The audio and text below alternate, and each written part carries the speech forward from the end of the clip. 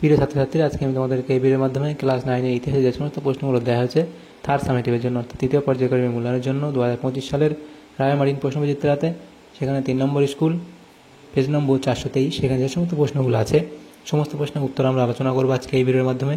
তোমরা ভিডিওটা শুরু থেকে শেষ অবধি অবশ্যই দেখবে, আর চ্যানেল যদি নতুন হয়ে থাকে অবশ্যই চ্যানেলটাকে সাবস্ক্রাইব করে রাখবে পরবর্তী যে স্কুলগুলো আছে সেগুলোর প্রশ্নোত্তর পাওয়ার জন্য।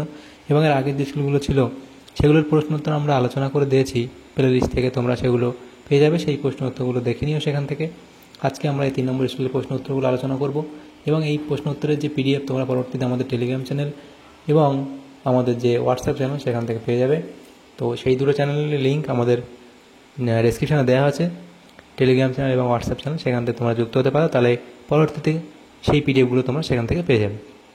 তো এখানে 3 নম্বর স্কুলে প্রথমে বিভাগ কয়ের মধ্যে যে প্রশ্নটা আছে দেখো 20টা এমসিকিউ টাইপ প্রশ্ন, 20 নম্বর দেওয়া হয়েছে।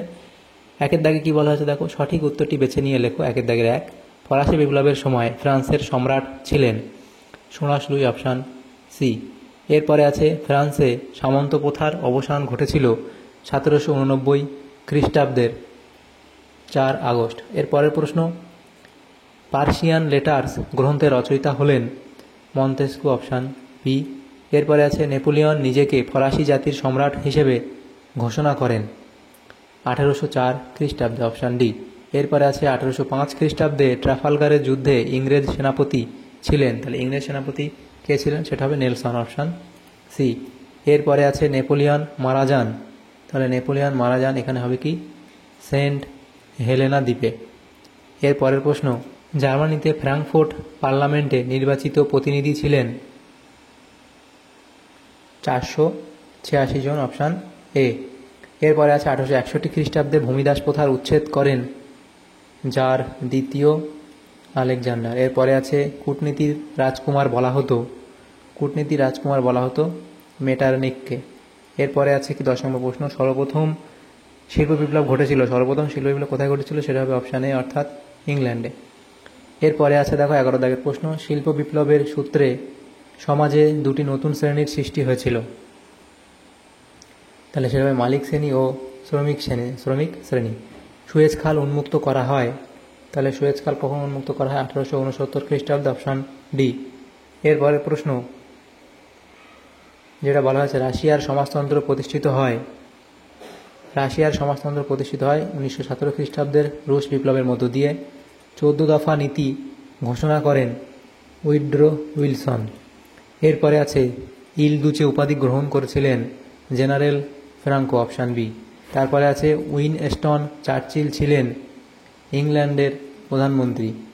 জার্মানির সোভিয়েত আক্রমণের সাংকেতিক নাম ছিল অপারেশন বারবারোসা। এরপরে আছে সম্মানজনক শান্তি বলে পরিচিত যে চুক্তি তা হলো কি রুশ জাপান চুক্তি, অপশান এ। পরের প্রশ্ন দেখো বলা হচ্ছে কি জাতিসংঘের সদর দপ্তর অবস্থিত, তাহলে প্যারিস, হল্যান্ডের হেগ শহরে, লন্ডনে নাকি জেনেভাতে। তো দেখো এটা জাতিসংঘের সদর দপ্তর অবস্থিত সেটা হচ্ছে নিউ ইয়র্কে। তো এখানে দেখো যে অপশানগুলো আছে, তো সেখান থেকে তোমাদের সঠিক তোমরা উত্তর এটা লিখতে পারো যে অপশান ডি জেনেভাতে, কারণ কি জাতিসংঘের যে অতিরিক্ত 3টি সহায়ক ও আঞ্চলিক সদর দপ্তর রয়েছে সেগুলো হলো জেনেভা, ভিয়েনা ও নাইরোবিতে অবস্থিত, তাহলে এখান থেকে জেনেভাটা তোমরা উত্তর করতে পারো। তো অবশ্যই তোমরা এই প্রশ্নটার উত্তর তোমরা একবার দেখে নেবে তোমাদের যে ক্লাস টিচারের থেকে। এরপরে যে প্রশ্ন আছে কি জাতিপুঞ্জের কোন সভাকে বিশ্ব নাগরিক সভা বলা হয়, তাহলে এটা হবে সাধারণ সভাকে, অপশান ডি। তাহলে এখানে যে এমসিকিউ টাইপ প্রশ্নগুলো ছিল সেগুলো হলো। এরপরের যে প্রশ্নগুলো আছে দেখো সেগুলো কি বিভাগ খতে যে প্রশ্নগুলো বলা আছে দেখো এখানে 16টা প্রশ্ন 1 নম্বর করে দেওয়া আছে। 16 নম্বর 2-এর দাগে কি প্রতি উপবিভাগ থেকে অন্তত একটি করে মোট 16টি প্রশ্নের উত্তর দাও উপবিভাগে। প্রথম প্রশ্ন কি বলা আছে দেখো, Napoleon confederation of the Rhine কোন রাজ্যগুলিকে নিয়ে গঠন করেন, সেটা লিখবে কি জার্মানির কয়েকটি রাজ্যগুলিকে নিয়ে। জার্মানির কয়েকটি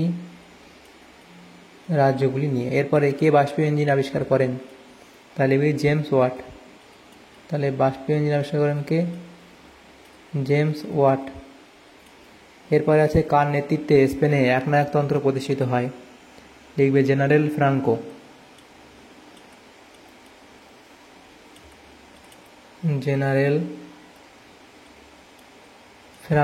এর নেতৃত্বে। সম্মিলিত জাতিপুঞ্জ ইউএনও কবে প্রতিষ্ঠিত হয়, তাহলে সেটা কি লিখবে 1945। এরপরে আছে কি উপবিভাগ বি সত্য মিথ্যা নির্ণয় করো। প্রথম প্রশ্ন কি বলা হয়েছে, ভলতেয়ার ছিলেন একজন ফরাসি দার্শনিক, এটা এখানে সত্য বলা হয়েছে। জার্মানিতে প্রথম শিল্প বিপ্লব সংগঠিত হয়েছিল, এটা ভুল, এটা মিথ্যা বলা হয়েছে। এরপরে সম্মিলিত জাতিপুঞ্জের প্রতিষ্ঠা হয়েছিল দ্বিতীয় বিশ্বযুদ্ধের পূর্বে, এটা এখানে ভুল বলা হয়েছে। এরপরে অটো হান ছিলেন জার্মান বিজ্ঞানী, এটা এখানে ঠিক বলা হয়েছে। তাহলে ঠিক ভুলগুলো হয়ে গেল। এরপরে যে প্রশ্নগুলো আছে দেখো উপবিভাগ সি, সেখানে কি বলা হয়েছে, কয়স্তম্ভ এবং এদিকে ক্ষয়স্তম্ভ দেওয়া হয়েছে।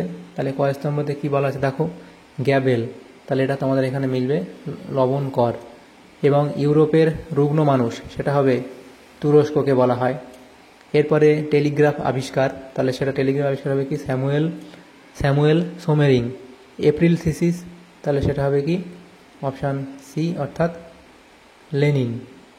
এরপরে উপবিভাগ ডি, সেখানে যে প্রশ্নগুলো আছে দেখো প্রদত্ত মানচিত্রে নিম্নলিখিত স্থানগুলি চিহ্নিত করো। তো এগুলো আমরা করবো না মানচিত্র, তারপরে চলে আসবো পরবর্তী উপবিভাগ ইতে। নিচের বিবৃতিগুলির সঠিক ব্যাখ্যাটি নির্বাচন করো। প্রথম বিবৃতি বলা হয়েছে 175 বছর পর ফরাসি সম্রাট সোনাস লুই স্টেটস জেনারেল আহ্বান করেন, তো সেটা এখানে অপশান এ সঠিক উত্তর হবে, তীব্র অর্থ সংকট থেকে মুক্তি লাভের জন্য। এবং এরপরে বিবৃতি আছে 2, বিসমার্ককে কূটনীতির জাদুকর বলা হয়, কারণ কি অপশান সি সঠিক উত্তর হবে, এটা হবে ধুরন্ধর রাজনীতিবিদ বিসমার্ক কূটনৈতিক চাতুর্যের মাধ্যমে জার্মানিকে ঐক্যবদ্ধ করতে সক্ষম হয়েছিলেন। এরপরে 3 নম্বর বিবৃতি বলা হয়েছে বিশ্ব রাজনীতিতে রোম বার্লিন টোকিও চুক্তি ছিল অত্যন্ত গুরুত্বপূর্ণ। তো বিশ্ব রাজনীতিতে রোম বার্লিন টোকিও চুক্তি ছিল অত্যন্ত গুরুত্বপূর্ণ, এখান থেকে তোমাদের সঠিক ব্যাখ্যা হবে অপশান বিটা। এই চুক্তি একনায়কতন্ত্রের প্রসার ঘটায় ও সাম্যবাদের প্রসার রোধ করে। 4 নম্বর বিবৃতি বলা হয়েছে দেখো কি 1941 খ্রিস্টাব্দে জাপান মার্কিন নৌঘাঁটি পার্ল হারবারে বোমা বর্ষণ করে। তো এখানে ব্যাখ্যা এটা সঠিক হবে, জাপানকে আমেরিকা এটা হবে যুদ্ধোপকরণ সরবরাহ বন্ধ করে দেয়। তাহলে এটা হলো। এরপরের যে প্রশ্নগুলো আছে দেখো সেখানে কী বলা হয়েছে, বিভাগ গয়ের মধ্যে 3-এর দাগের প্রশ্ন, নিচের প্রশ্নগুলি 2-3টি বাক্যে উত্তর দাও। প্রত্যেকটা প্রশ্ন 2 নম্বর করে 11টা প্রশ্ন আছে, 22 নম্বর উত্তর করতে হবে, কিন্তু টোটাল এখানে দেখো আমাদের 13টা প্রশ্ন আছে। প্রত্যেকটা প্রশ্নের উত্তর আমরা আলোচনা করব। প্রথম প্রশ্ন, টেনিস কোর্টের শপথ কী, সেটাই অবধি লিখবে। এরপরে আছে সন্ত্রাসের রাজত্বকাল বলতে কী বোঝো, নেপোলিয়নকে বিপ্লবের সন্তান বলা হয় কেন, নীল নদের যুদ্ধ কত খ্রিস্টাব্দে হয়েছিল, কাদের মধ্যে হয়েছিল, জোলভেরাইন বলতে কী বোঝায় সেটাই অবধি লিখবে। এবার নিকট প্রাচ্য সমস্যা কী, তারপরে আছে শিল্প বিপ্লব বলতে কী বোঝো, আফ্রিকা ব্যবস্থিত 2টি কারণ লেখো, নতুন অর্থনৈতিক নীতি কী সেটা লিখবে। এরপরে হেরেনবাগ তত্ত্ব কী, আটলান্টিক সনদ কী, হিরোশিমা ও নাগাসাকি শহরে কোন দেশ কবে বোমা বর্ষণ করে, ঠান্ডা লড়াই বলতে কী বোঝো। এর পরের প্রশ্ন, তাহলে দেখো এখানে 2 নম্বর যে প্রশ্নগুলো ছিল সেগুলো হলো। তারপরে আছে আমাদের বিভাগ ঘ, সেখানে আমাদের 6টা প্রশ্ন উত্তর করতে হবে, 4 নম্বর করে দেওয়া আছে প্রত্যেকটা প্রশ্ন। তো প্রত্যেকটার সাথে অথবা দিয়ে প্রশ্ন আছে, সেগুলো দেখো আলোচনা করবো। ফ্রান্সকে ভ্রান্ত অর্থনীতি জাদুঘর বলার কারণগুলি কী, তাহলে এই কারণগুলি লিখবে এই অবধি। এরপরে আছে অথবা দিয়ে ফরাসি বিপ্লবে রুশোর অবদান কী ছিল, তাহলে ফরাসি বিপ্লবে রুশোর যে অবদান সেটা লিখবে।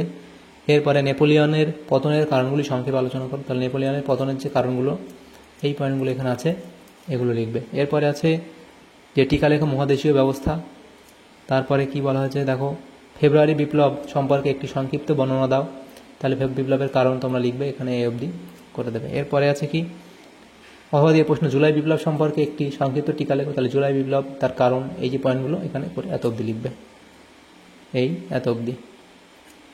এরপরে আছে আচ্ছা জুলাই বিপ্লবের জন্য বিপ্লবের সূচনা শুরু করবে, শেষে এই অবধি আমাদের লাস্ট যে বিপ্লবের গুরুত্বটাও লিখে দেবে এই অবধি। এরপরে শিল্প বিপ্লব সম্বন্ধে মার্কস এঙ্গেলস এর মতামত লেখো, তাহলে সেটা এই অবধি লিখবে।